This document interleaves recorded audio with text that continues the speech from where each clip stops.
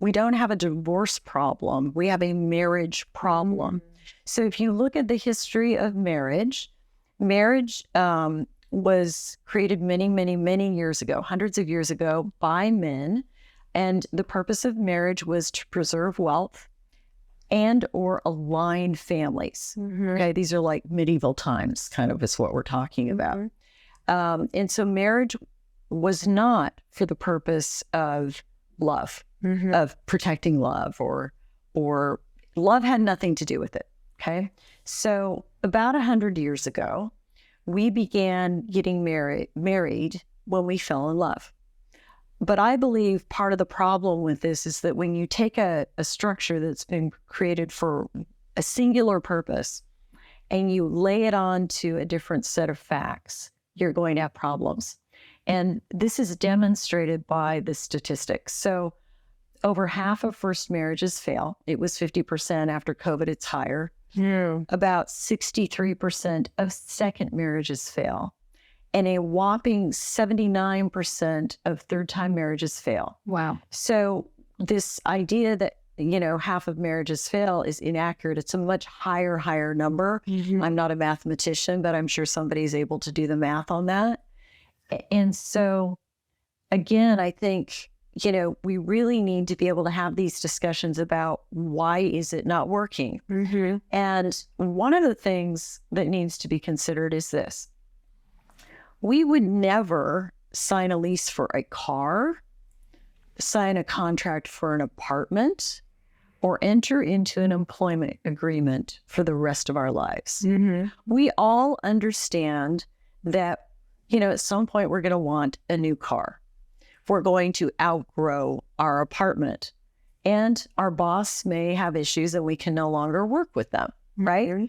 So why would we enter into a contractual relationship that binds us with draconian effect if we don't stick to it for the rest of our life with an infallible human who, when we got married, we married our husbands.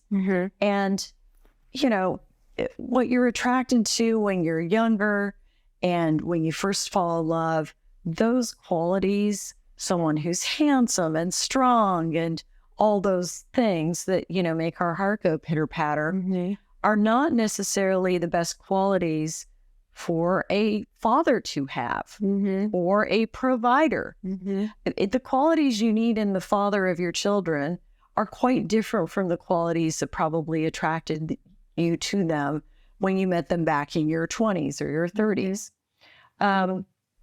So there's a concept that's been floating around. I didn't create this idea, although I thought I did. I thought I came up with this, but I did the research and realized it's already been out there, called the Wed Lease.